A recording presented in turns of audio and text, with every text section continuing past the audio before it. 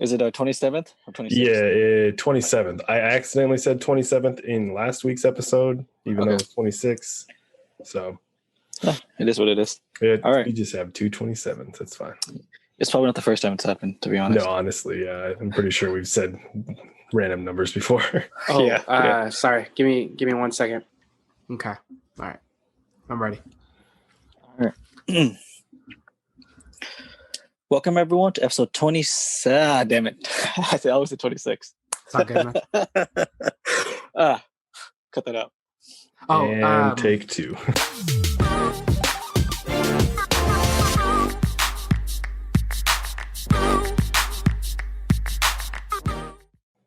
Welcome everyone. This is episode 27 with Real Talk by Our Story is Your Legacy. I'm Andrew, leading this week's question and podcast of the week. We're going to be talking about a little bit more serious of a topic about the afterlife and what we think about death and how does death affect our lives. So it should be an interesting one. But before we get into it, let's go around the horn, introduce everybody, see how everyone's doing. Tyler, how are you doing today? Doing well. Just ringing in the new year. Happy New Year to everybody. Welcome to 2021. Welcome to 2021, the sequel to 2020. We'll see how it goes. I'm doing pretty well. Just got back to work today. Kind of, took a few days off just with New Year's and everything. So haven't worked since last week. So kind of weird coming back today just because it felt like I wasn't doing anything like I was off anyways, just because there wasn't that much to do. So I don't know, kind of felt weird, but not weird. I don't know. Just kind of in that mind space. But yeah. Anything you're looking forward to for 2021? Looking forward to seeing how these vaccines work, honestly.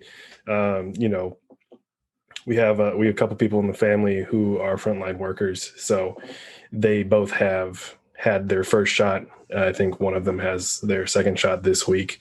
So kind of nice to see that going into effect. I know some people out there are already getting shots that aren't necessarily frontline workers, but the ones that are more high risk. So it's kind of nice to see where that's going right now. So we'll see how it goes. No one's a zombie yet, so there's that. Yeah, very true. So we'll see what happens with the vaccine. Hey, Steven, how you doing?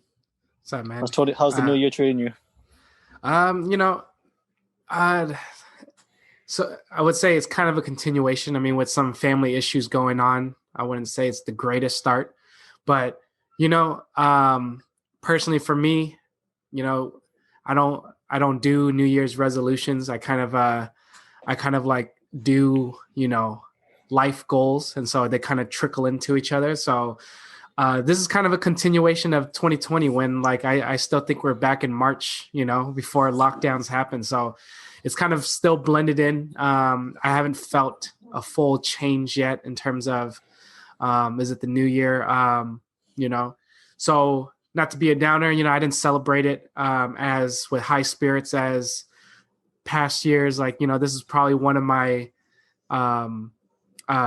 passing New Year's Day in general.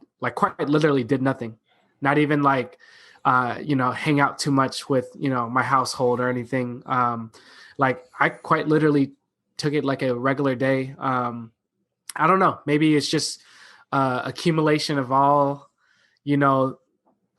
things. I took time to reflect on cumulative of all things bad and whatnot, and just didn't feel the mood to celebrate. But doesn't mean that I don't look forward to this year. Even though with that downer note, I do have some pretty good lofty goals that I set for myself that I'm hoping to accomplish. So not really resolutions, but obtainable goals, financially, health wise, all that stuff. So looking forward to it. Kind of like Tyler, not really along the vaccine, but more of just what's going to be the new shift of this year to kind of break us the mold away from our pandemic times, doesn't look like anything's going to be new so far, but who knows? one big shift is a new president, so no matter your political beliefs, having a new president does shift a lot of things, economically, culturally. So we'll see how that goes. So yeah, well, I think quite literally a day at a time. But thanks for asking, man. Happy New Year, brothers. Yep. Yeah. Yeah. How about you, Andrew?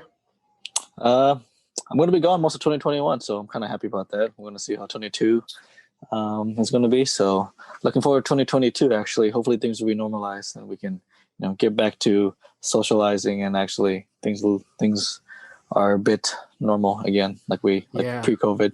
So yeah, it's gonna be a crazy time. But yeah, let's go ahead and man. Yeah, for sure. But let's go ahead and get into it. Back to the topic, just to give everyone some backstory. My cousin and I took a road trip to California last weekend, and the main reason was to say goodbyes, right? He, if you guys didn't know, he listened to the Army, and actually just dropped him off at the recruiting station to go up to MEPS and get him shipped off to Fort Benning, Georgia. So that was an interesting experience. But anyways, back to the story. We visited mainly his mom and his grandma, and both of our on my dad's side, or our dad's side's family, just to say our goodbyes. Kind of in a weird way. We were talking about it over a couple of drinks, and he was like, "Hey, I really want to go to California, kind of say goodbye to my mom, especially because I'm not going to see her, for like 6 months." And I was like, "Oh yeah, let's just go."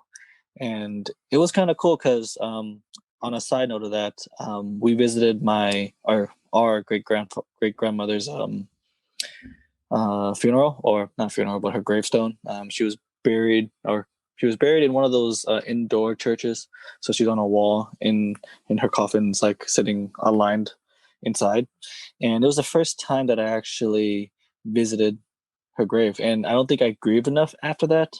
And it just got me thinking about this question about what is the afterlife, and what does it mean on life, and some of the questions we're going to dive into. And one of the first questions I'm going to pose to everybody is, how can we be sure that there's not life after death, or if there is an afterlife, or what are you guys' thoughts about that? Table's open, so let's hear it. Yeah, no, that's awesome that you and your cousin got a chance to visit family, before both you guys leave, for some time for the military. Yeah, man, that's a tough question. It's one thing that's easier said than done when people tell you, death is inevitable, and when people pass, what do you do personally, and then what do you believe happens for them afterwards? So how can you be sure that there's life after death? You don't. But I think personally for me, I don't. Or I believe there is life after death, but how do you know for sure there is life after death? I don't know.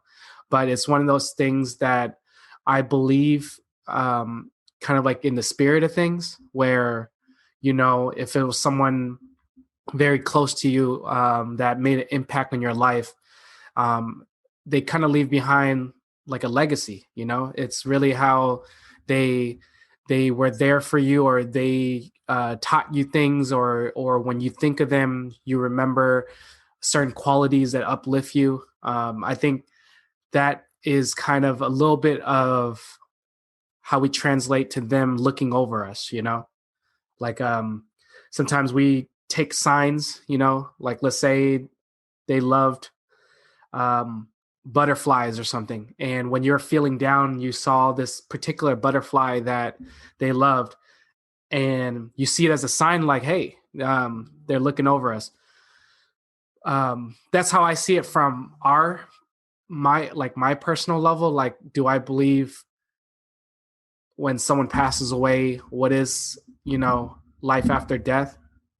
Personally, for me, I feel like there's somewhere up there, we would hope, living painless, living free, and watching over us.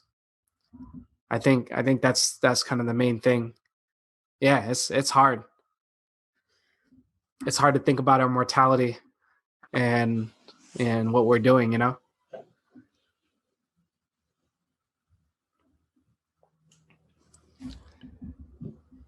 Yeah, I think for me too, I agree with a lot of what you just said, Stephen. I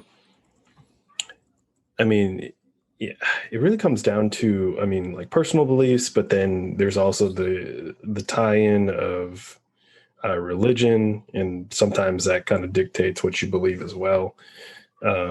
If you are like super into whatever your religion is, and you might believe certain ways and aspects.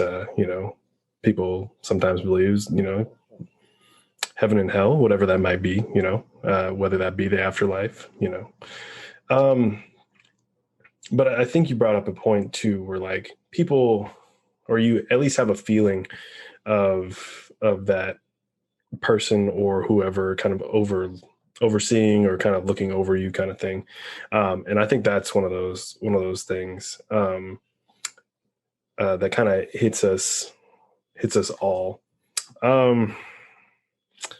I'm trying to think of a way to really just kind of talk about this topic in general, just because I know for me, just because I grew up with like a Buddhist background, I obviously was taught in a way that that death is inevitable, and that we don't necessarily believe that there's a heaven or a hell.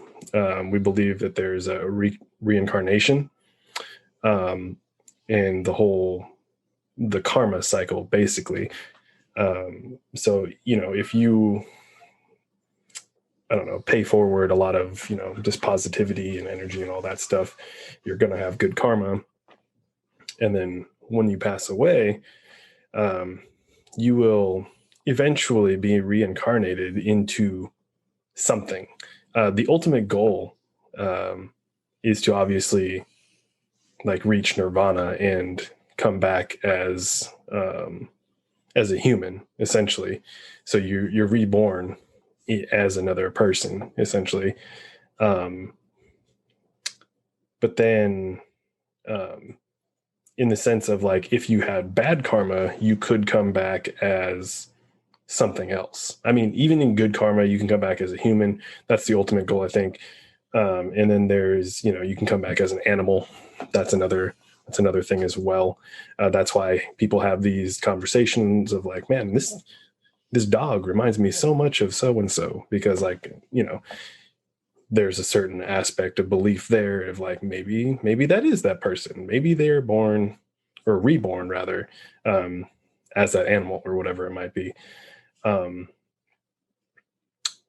So yeah, it's one of those things like you can get reborn as an animal, human, a various like form of a spirit, whatever that might be, which might be an angel, might be a demon, might be a god, or might be a ghost, you know what it is.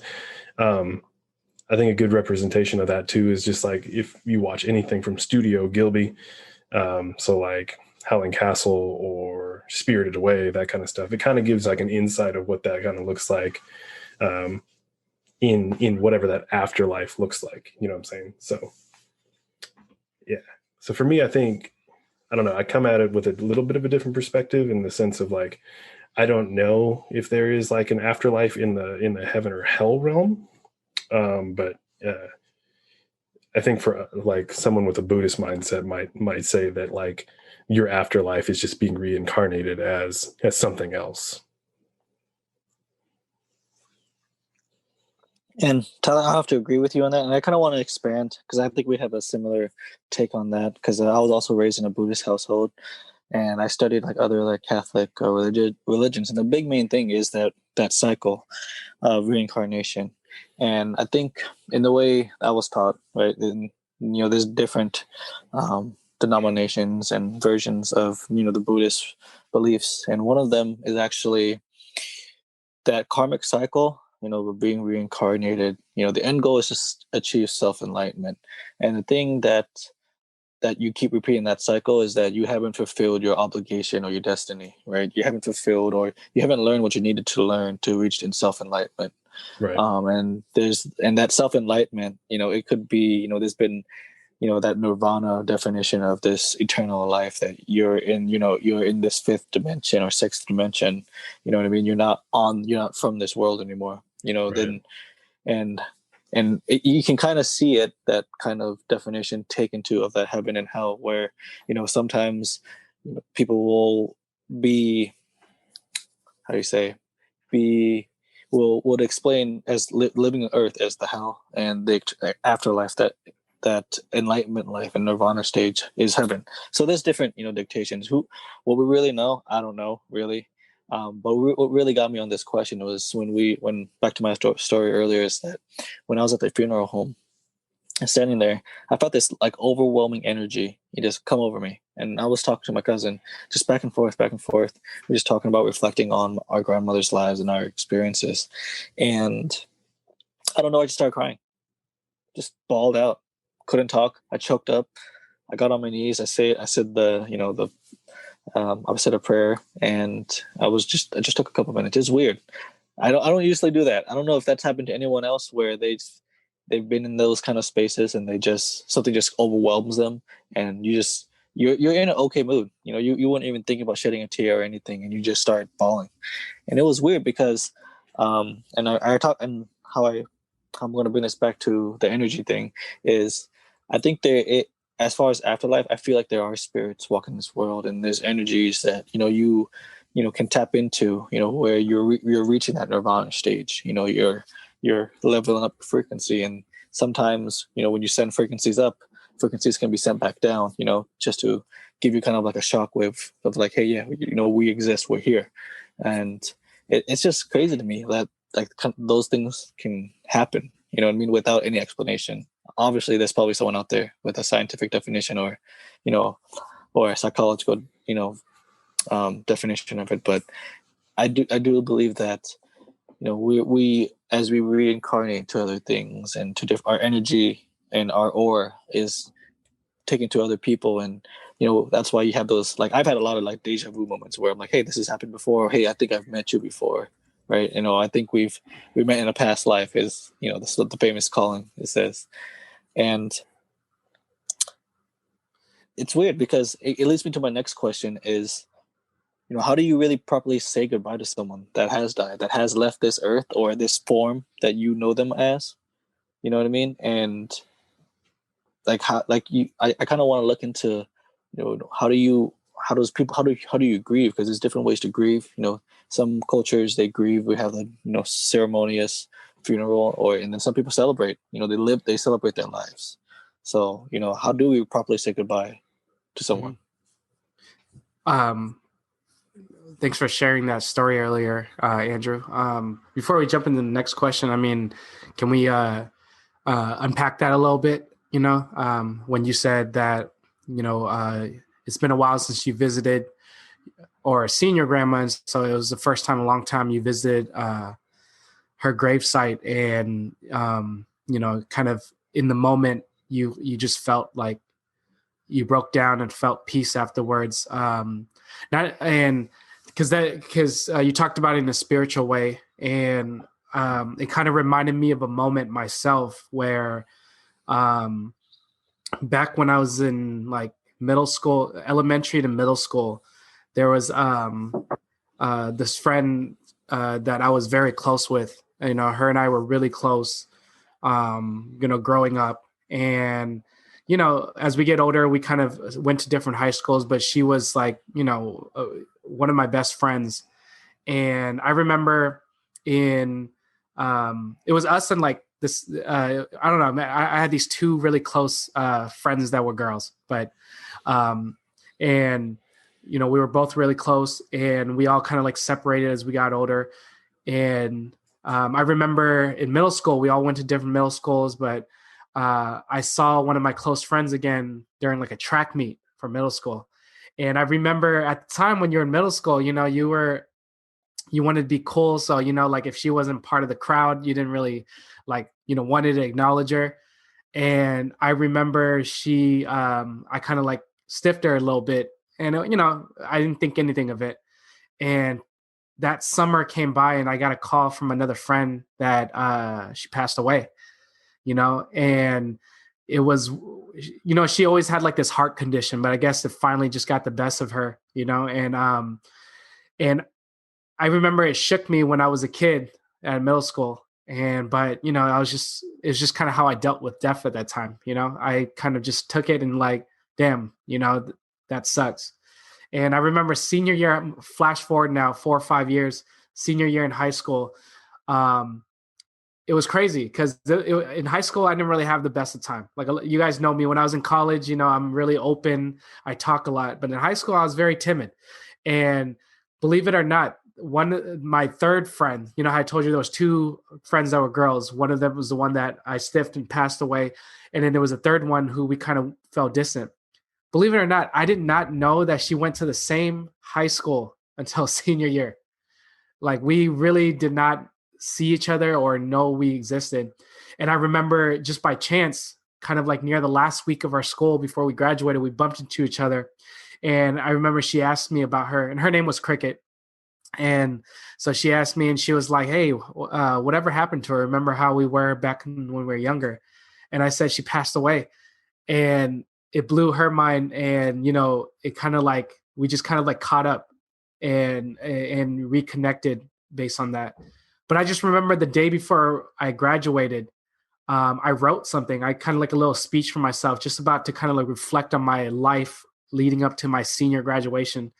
And I thought about death and just life after high school. Because, when you're in high school, you think that's the end of the world, And I broke down.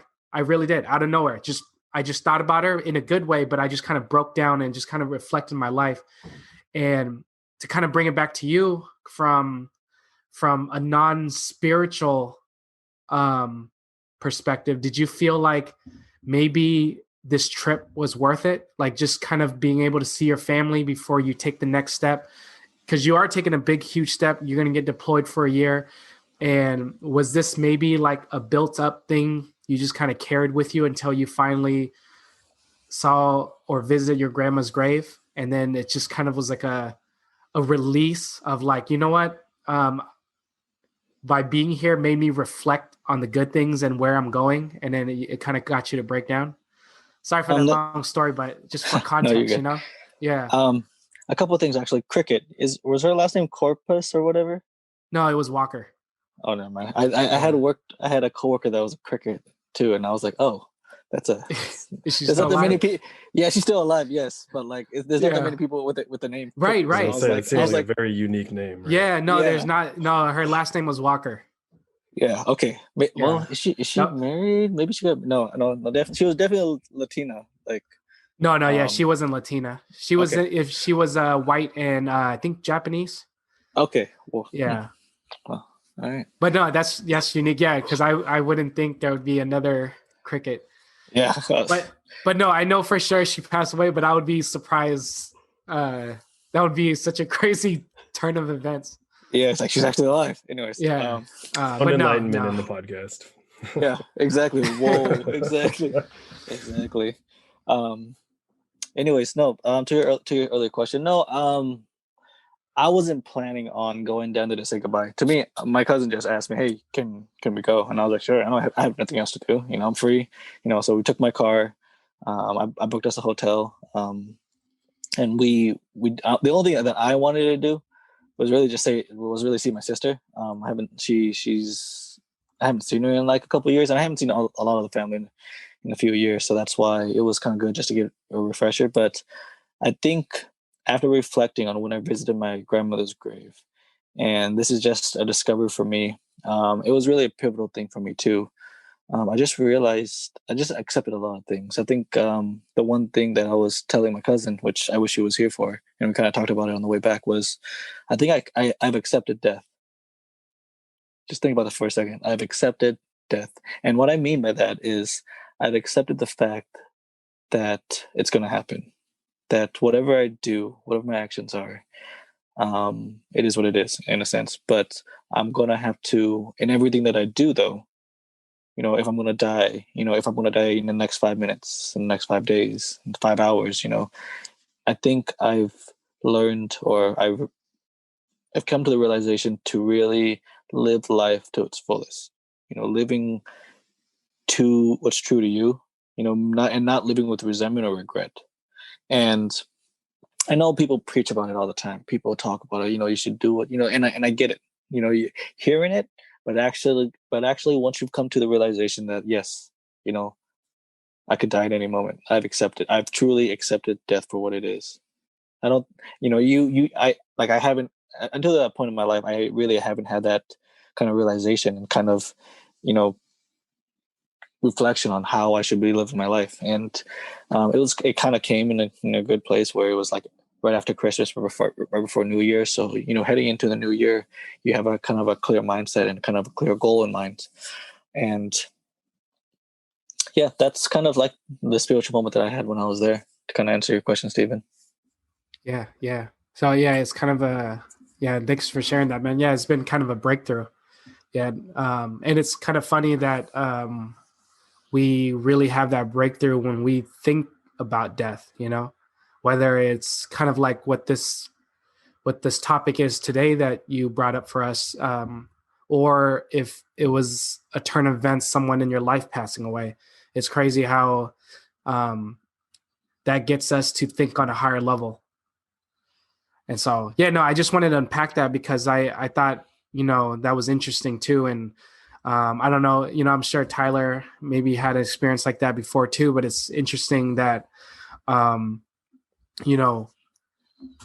think about someone, but then not really like think about them, but for to use them as like a spiritual guide to kind of like reflect on your life as a whole.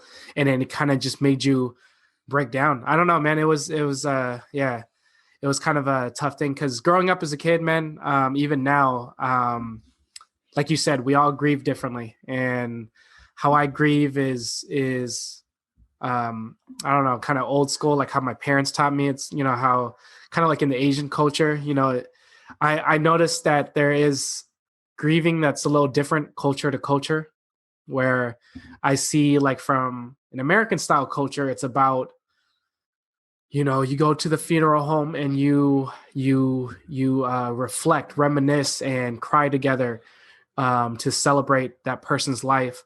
Where I've seen from like an Asian culture, and not all, but from the most that I've seen from my family, from other closely related Southeast Asian culture, it's like they go to work for that person.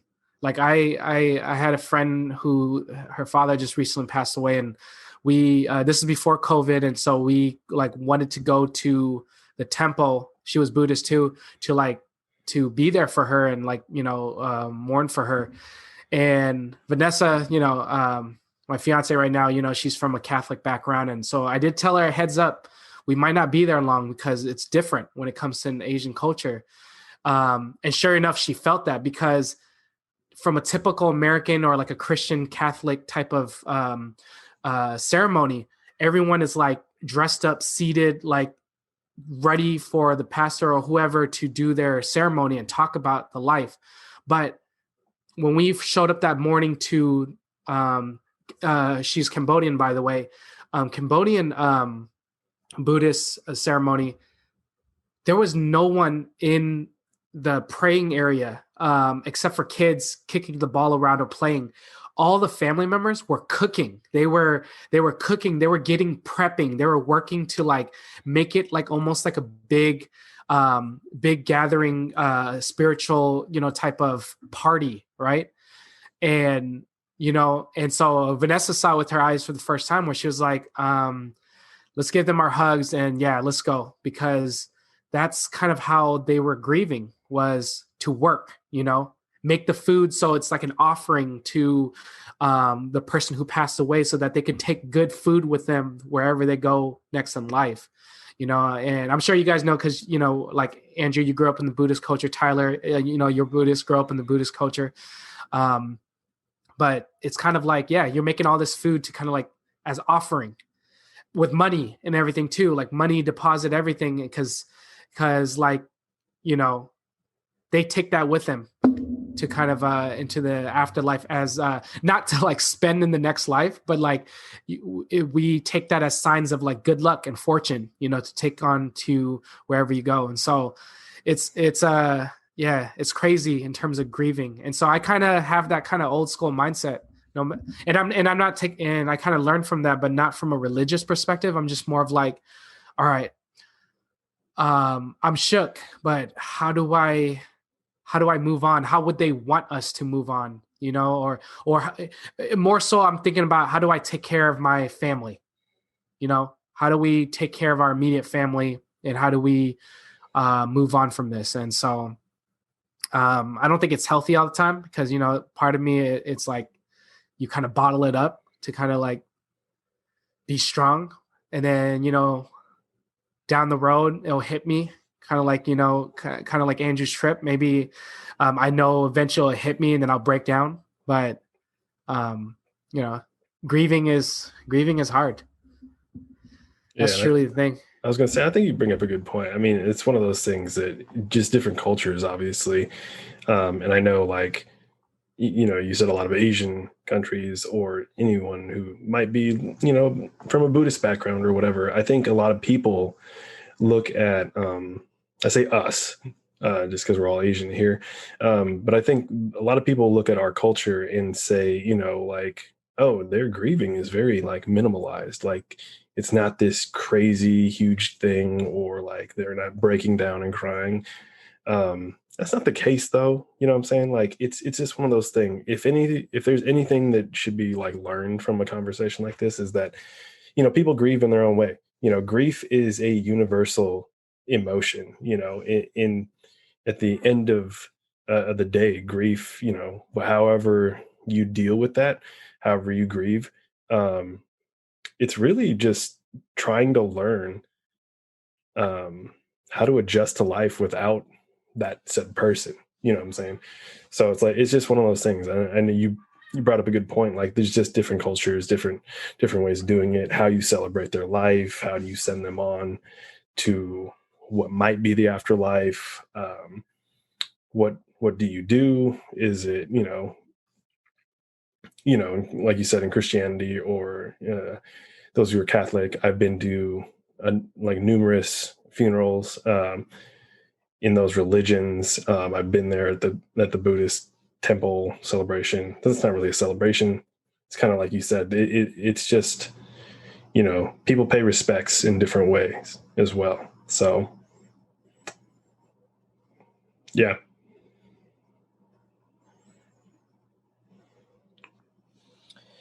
Yeah, and kind of unpacked the kind of what was going on in a Buddhist way. I think I've been raised, and I've always asked, why do we do that stuff? Because I've always wondered, like, why do we have a centerpiece in the middle of the house with a bunch of white little strings attached? So in the Lao, I guess the Southeast Asian way of like celebrating death or having, we call it in Laos, it's called a sukwon, and it's like this giant centerpiece that you can look up on Google, but everything's attached by a string, right?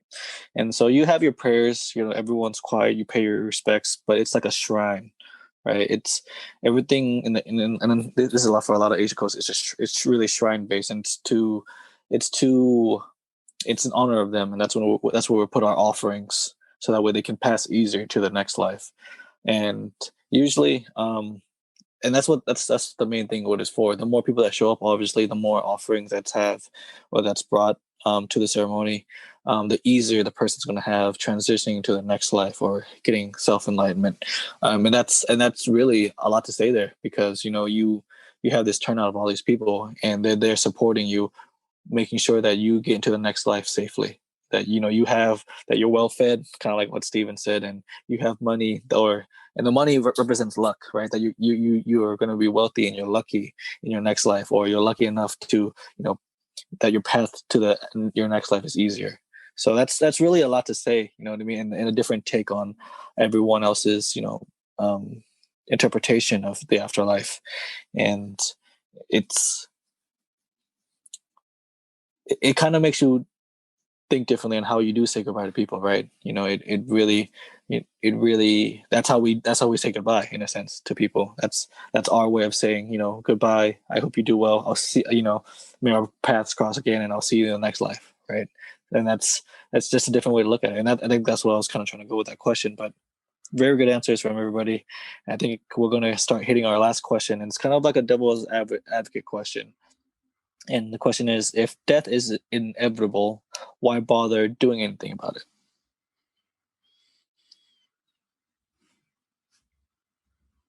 Yeah, that's a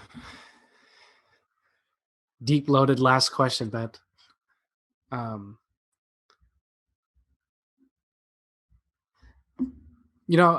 before I don't really have, it's hard to answer, but before I answer it, maybe I'll answer it generally with like, what we hear about this. Some say death should motivate you, meaning that if death is going to happen, it's inevitable, what's stopping you from living life to the fullest, or what's stopping you from doing what you want to do for you, that would make you truly feel happy or alive, some say like to fully accept death and know that it's coming. Then in contrast, it makes living life much more fulfilling, and so personally for me, that's a tough question, because again, if we bring it back to us, because we know each other's culture and we kind of share the same beliefs in a way, it's like we all know at the end of the day, it's easier said than done that materialistic things are the things that hold us down. And how do we like get rid of those like things that hold us down to fully live our life? Because living life, there's so many interconnected parts. One action you do, even though you don't care, can still impact other people or other things. And so it's kind of a tough question to answer. I think maybe I'll bounce it back to you guys, but for me, it's like, why bother doing anything? I think we do it because we know, we want to make the most of the time that we have, that we don't know we have. So it's like, so what can we do to make the best of each time, And it's so much easier said than done. I think the hardest thing is getting rid of our materialistic ties or whatever.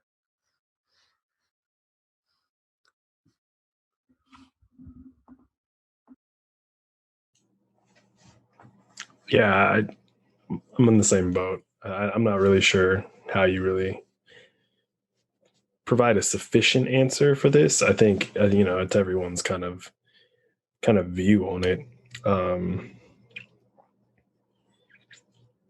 Now, are we talking about what are we doing if we know death is inevitable? Is that like what's the basis at the root of this question? Like, what are we trying to get to or kind of discuss? It's kind of left up to interpretation in a sense. It's open-ended question. I guess my view, and maybe this might help. It kind of goes back to my earlier point, or my story is, if if death is inevitable, right, and we've accepted that fact, why bother? Why bother with living life in a sense? What kind of what is the point of life? What should we be doing with our lives? And it goes back to some of the Buddhist teachings is trying to achieve self-enlightenment. And that's just my view, right? And that's just my view. This is not law or anything. Mm-hmm. Disclaimer alert. This is my view on the religion, which I believe in, is to really do strive to achieve self-enlightenment, to learn your life lessons, to learn what you're supposed to learn, right? And this is funny story with my in the family, in my family. I had this big birthmark, right? That goes across my belly, and when I was born, it actually ran across, the whole side of my lower torso, around my like abdomen, like all the way. And like to this day, like even though I've gotten a little bit bigger since I was a kid, it kind of goes like through half my body, and it's really prominent, right? and it's just a darker shade of skin.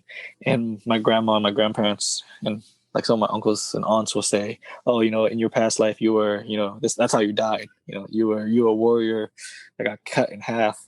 And I was like, "Man, that was a way to go. Jesus Christ." All right, cool. And I take that how I live my life, and as I reflect on my life, it may or may not have, affected how I live my life. But funny thing, I'm in the military. I have a warrior like mindset. You know what I mean? I'm not afraid, to put my life on the line. And so I could have, my spirit, my core itself could have been some kind of, warrior or warrior path, as of reaching self-enlightenment. And that might be my destiny. That might just be my enlightenment, my path in finding what the afterlife is like. And so that's why I bother, living life, is trying to find, why I was, what is my destiny? What is my, why was I born, in a sense? So that's kind of my take on it. So. Yeah. And I think probably would have been good to have someone with a different perspective on this episode, just to kind of, so we're not agreeing with each other.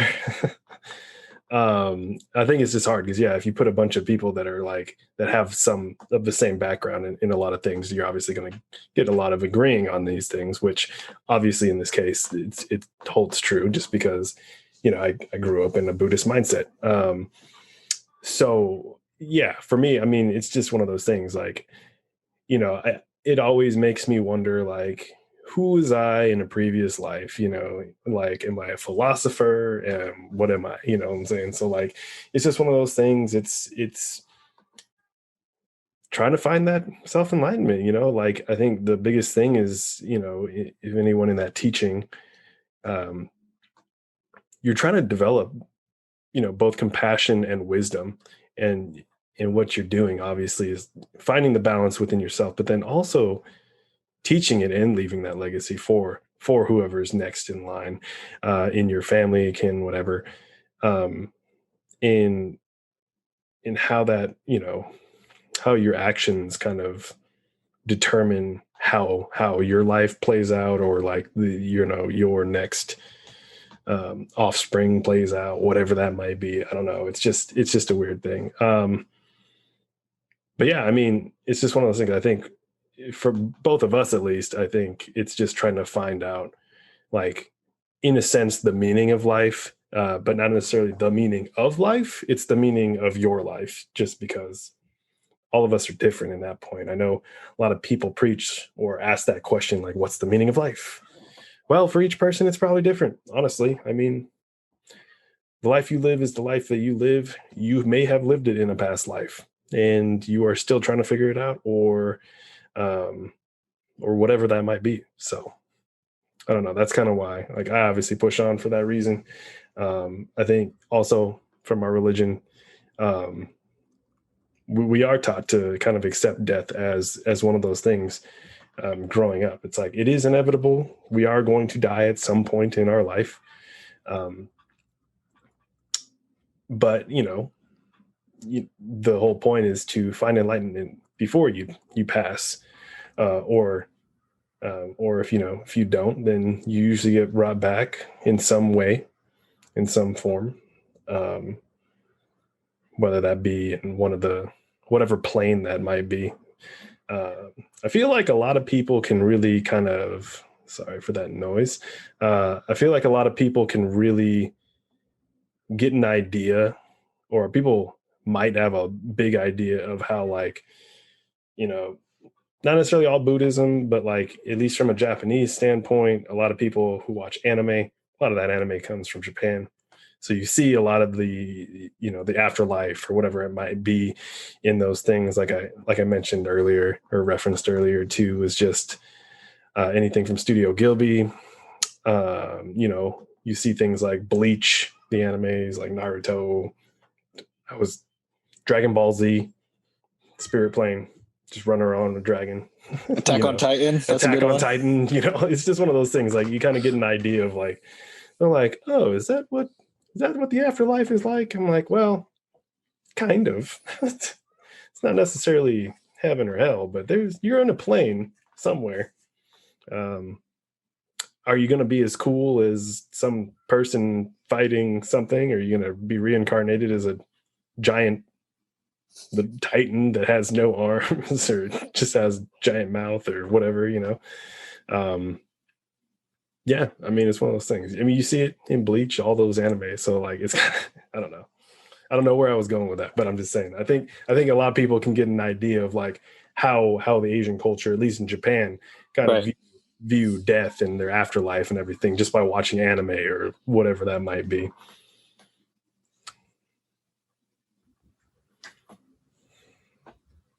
Yeah, I think it comes down to finding that meaning of life, and I think depending on your beliefs, if like Tyler said, if we could find someone who had a different perspective, but from what you brought up, Andrew, that great story you just told, and kind of our beliefs in terms of like reincarnation or like being reborn again to kind of continue your finding your meaning to life, especially from a Buddhist culture.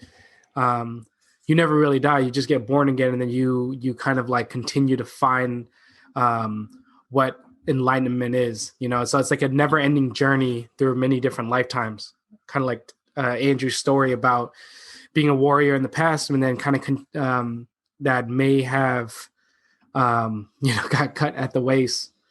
And now he's in the military now. So it's like a continuation of finding that enlightenment for his spirit.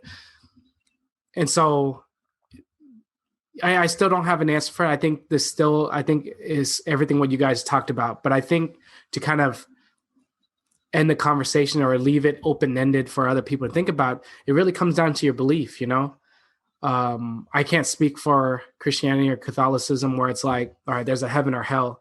So I'm assuming, and this is my personal opinion, and I'm being wrong. I could be wrong. If there's like a heaven or hell, people are assuming life after death is a place that they go to. Where from a Buddhism perspective, it's like, well, I'm more willing to accept death because I know that what my job of finding the meaning of life is not finished here. I know I'm going to do all the foundational work here because in the next life, I will be able to carry that on and continue that work. So it's depending. So my open-ended question is like, all right, depending on your belief, you can probably see that life is not worth it because once life after death, you're going to be at another place anywhere. So it's like, why bother? Maybe. But from another perspective, it could be like, hey, in my next life of figuring out the meaning of life, it's probably best that I do live my life to the fullest in this moment because I know that what I'm doing and learning now will be weapons, or will be knowledge and skill for me to help me out in the next life to continue. So, I kind of leave it open-ended. It kind of like what you guys said. It's like, it depends on your personal belief. Do you, is life after death the end? Or is it a continuation? And far in between, because, maybe different religions have different, not religions, different beliefs have different life after death takes, Yeah, we're not all the Avatar. Yeah, exactly. Yeah. Man, if I could talk to my other forms, that'd be awesome. Oh yeah, that'd be crazy. Yeah, that'd be kind of cool. That'd be so. Be like, dope. How do I solve this problem? Tell me how to do this, and it's like, boom, there's your. Yeah. This is the. You will find the knowledge within. You've done it before. Exactly. Like, oh, really? Huh? All right. Speak of that, man, I wish. I mean, who knows? But I wish. To me, all right.